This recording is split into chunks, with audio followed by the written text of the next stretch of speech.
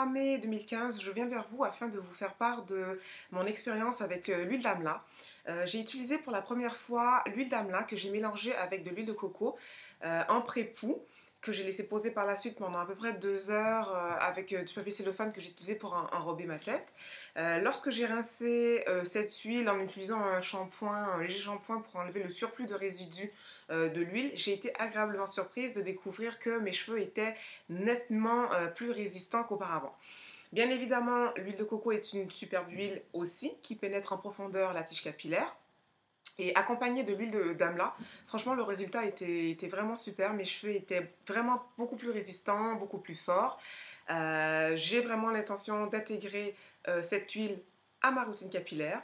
Je vous encourage toutes à l'essayer. C'est une huile qu'on trouve notamment dans les quartiers qui sont destinés à la vente de produits pour cheveux afro et éventuellement en grande surface aussi.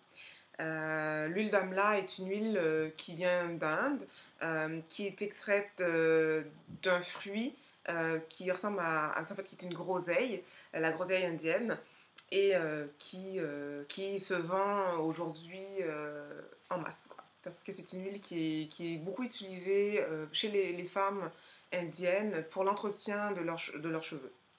Donc voilà, moi je voulais vous dire que j'avais vraiment aimé cette huile, que j'ai l'intention de l'intégrer dans ma routine capillaire et que, voilà, que je vous recommande toutes d'essayer.